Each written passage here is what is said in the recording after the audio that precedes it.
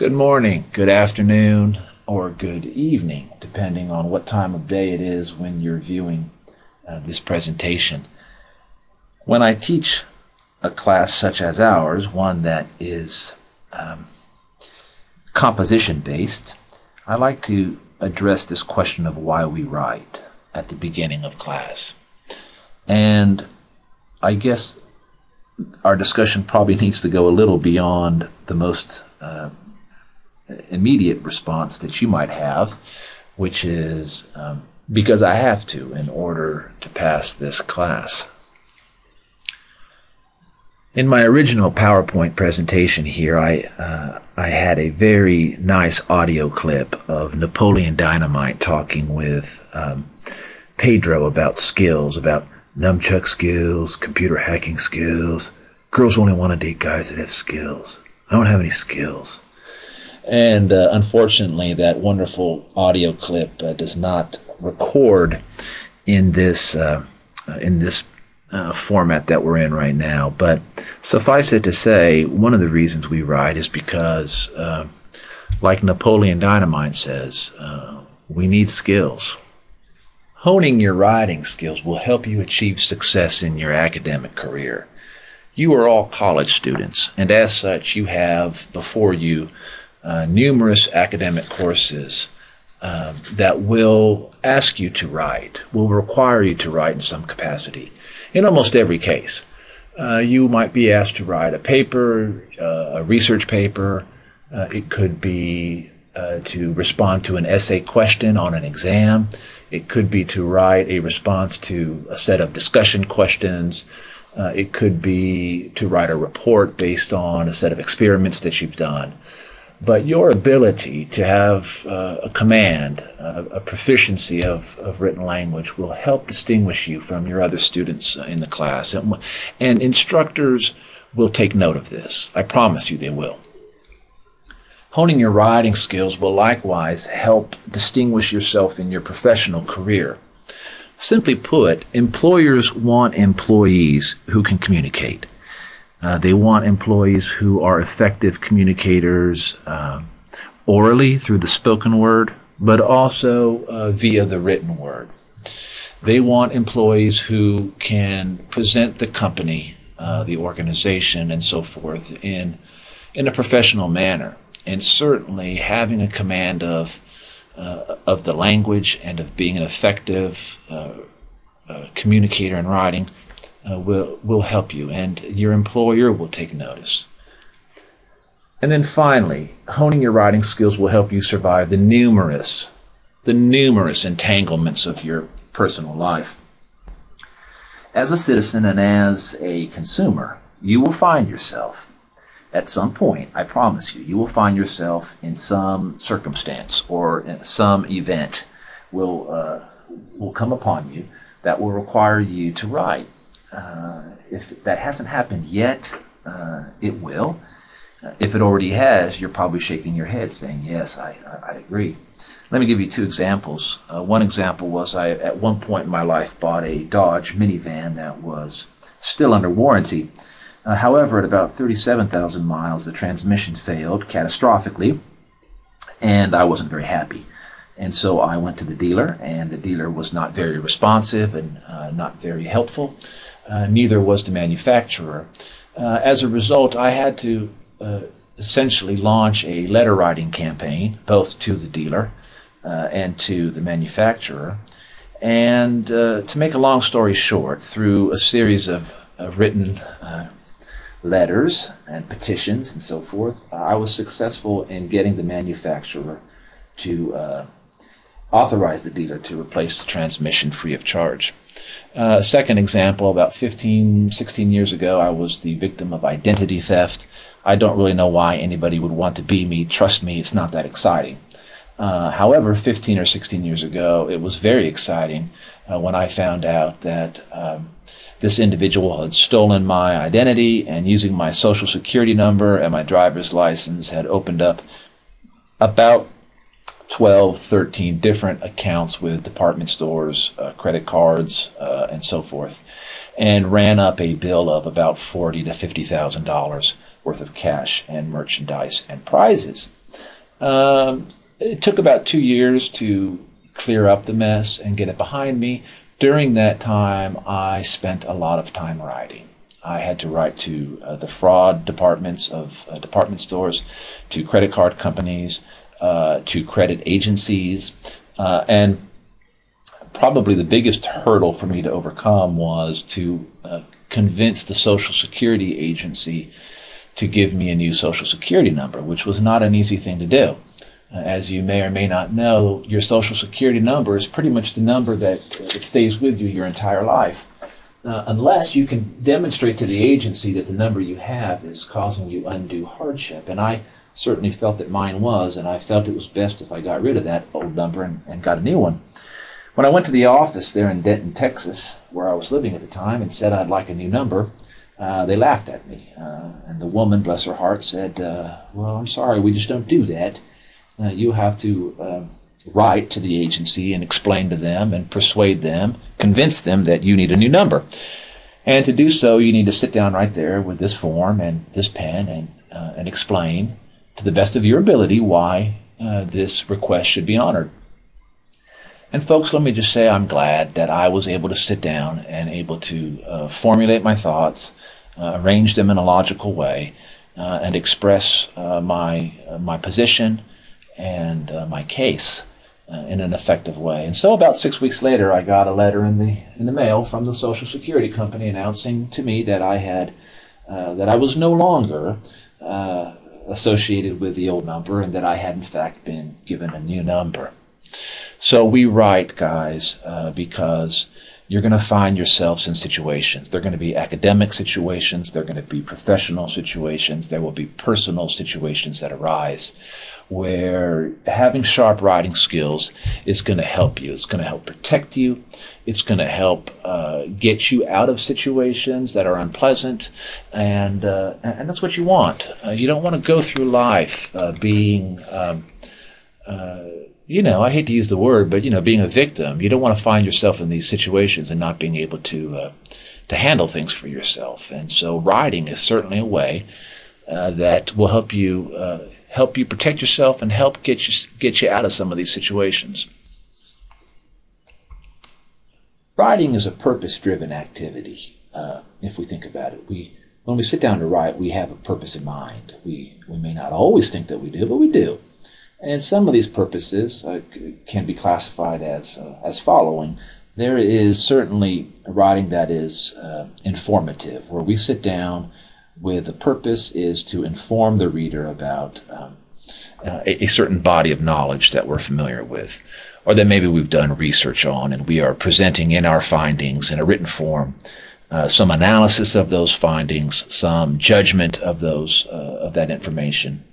And this is probably the most common kind of writing you'll find in academic settings. There's also persuasive writing, much in the way I've just described with the Social Security Company and with Dodge Motor Company.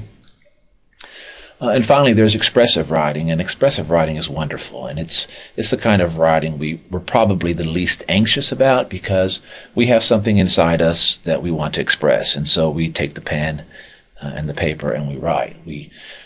This can take the form of poetry, of journal writing, of writing short stories, of writing songs, and so forth. Each of these purposes is a valid form of writing. Writing also is significant because it creates for us a permanent record. In this respect, it functions differently from the spoken word. We've all been in the presence of a wonderful speaker, and we know when we are. We are moved by the speaker's eloquence, and we are caught up in the sheer language and in the enthusiasm and in the passion of a good speaker. Think of a motivational speaker, or maybe a good teacher you've had, a minister, a politician. But the spoken word is fleeting. It disappears literally after it is uttered, unless it's recorded or unless it's written down.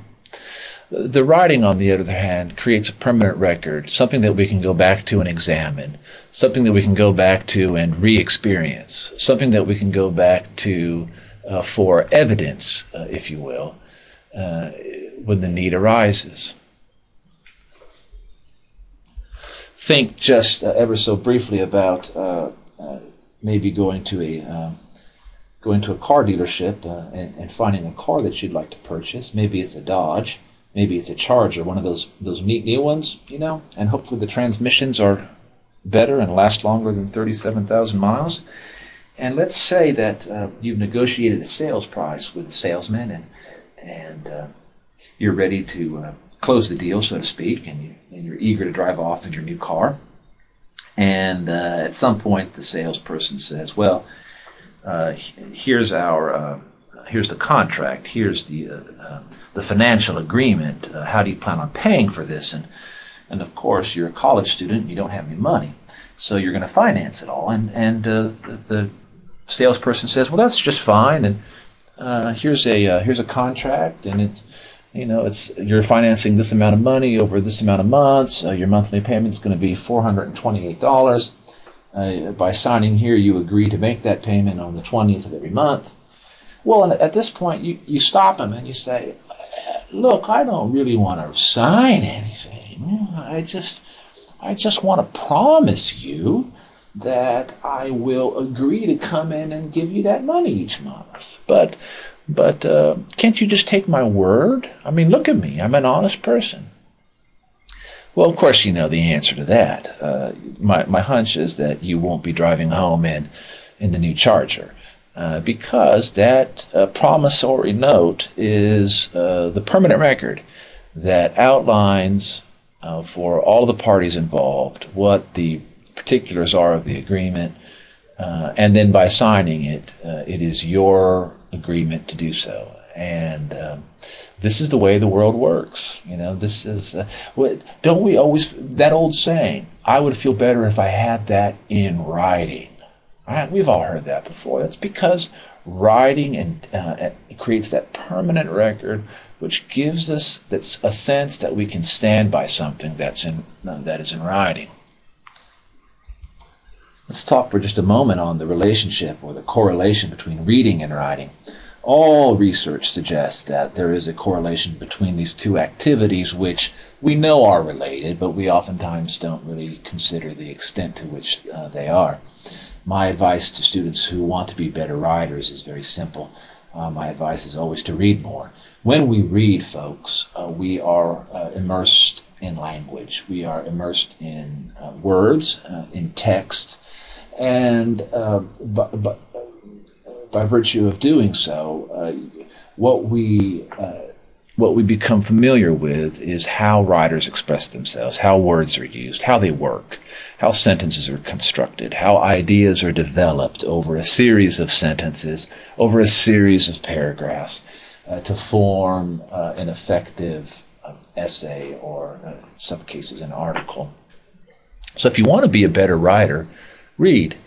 If you're a parent, or if you see yourself becoming a parent one day, think of this too, and remember this, that some of the best time that you can spend is with a child reading.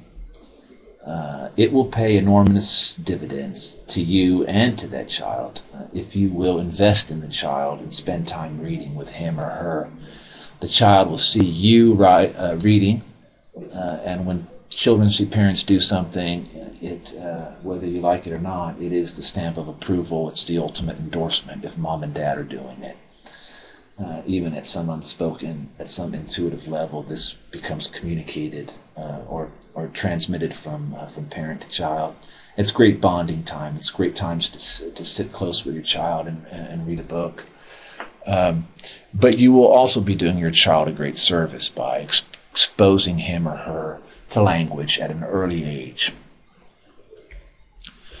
We should be active readers and active writers. We think of, I guess it's easier to think of writing as an activity, but reading should be an active process too. One wherein we engage the language and engage the text much in the same way we do when we write. Specifically, we should be we should have a pen in our hand. I mean, when I read anything, I've got a pen in my hand, I've got a highlighter or a pencil or something, because I know when I'm reading a text, I'm going to have questions. I'm going to have a section of, there may be a sentence that I think is beautifully written or that is particularly relevant to something that interests me. I want to be able to mark that, and I want to be able to find that again. And so I'm actively reading it. I'm not sitting there just reading letters and words. I'm thinking about what I'm reading, and I'm engaging my brain with what the writer is trying to express through his writing or her writing. Let's see, what else was I going to say about being active readers and active writers? Well, it'll come to me later. Maybe. I'm getting senile in my old age. Reading and writing. If you're still skeptical and you do not think that reading and writing essentially control your existence, well, maybe I'm overstating things here, and not in a freaky kind of way, but in a cool kind of philosophical way, I would ask for you to consider this just for a moment. You cannot think a thought or have any kind of thought or think any thought, anything at all, without using words, without using language, without attaching some word equivalent to the thought that you are having. If you don't believe me, go ahead, try it. Trust me, you can't do it. Okay, sometimes I like to debunk some of the myths that are associated with writing or address some of the frequent dislikes I hear from students about writing. One myth is that writing is not important. Well, I think I've already made a case to the contrary, that writing is in fact very important in your academic life. It's going to be important in your professional life. It's going to be important in your personal life. Another myth is that people are born writers. This is not so. People are made into writers. Certainly people might have a predisposition for language and writing as opposed to, say, science and mathematics, but writers, people who you think of as a professional writer or a naturally born writer, these people work at it, folks. It's not a situation where John Steinbeck sits down and says, today I'm going to write the great American novel because I'm a natural born writer and I'm going to write the greatest American novel of the 20th century. It doesn't work that way. People work at it. Another complaint I hear is from students is that I can't write. I just suck at it.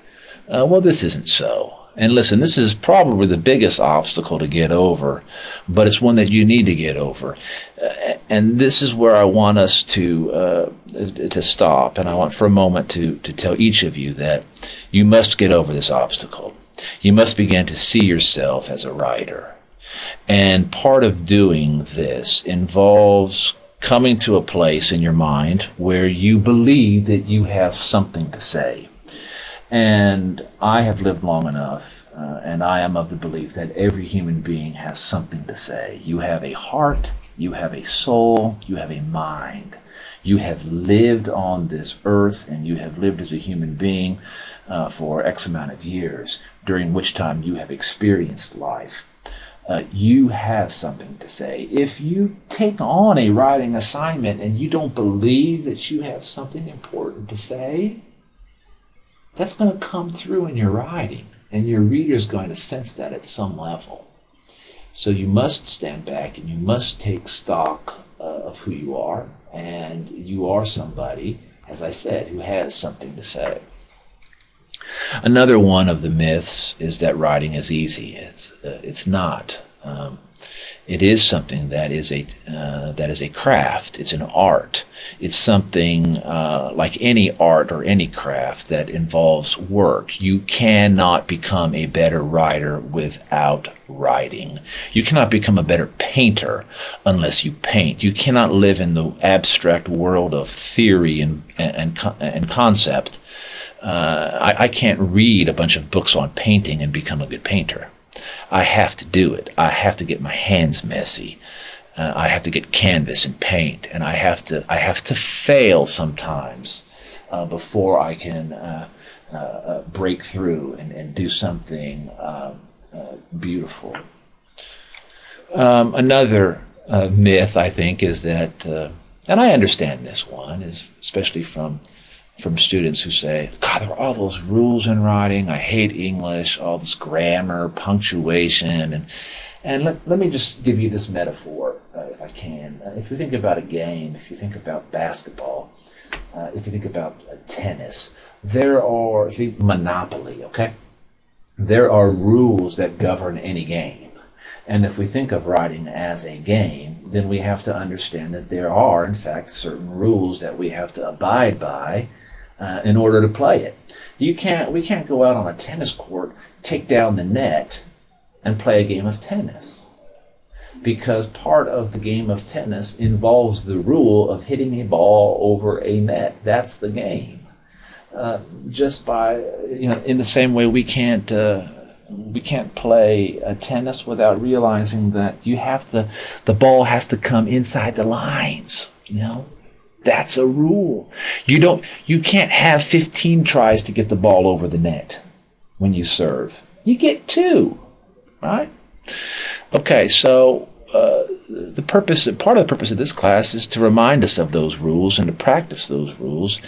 And it's not so that we can become the next Andre Agassi or the next John Steinbeck. It's so that we can compete, so that we can play the game, so that when writing comes up, we know the rules, we've got the skills, and we can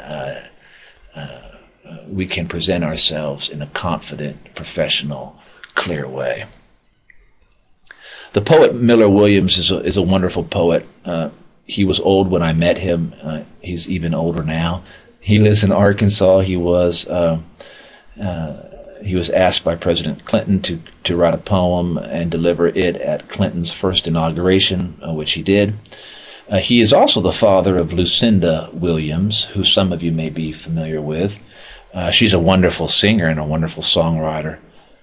She kind of does that Americana-style music, alternative rock kind of style.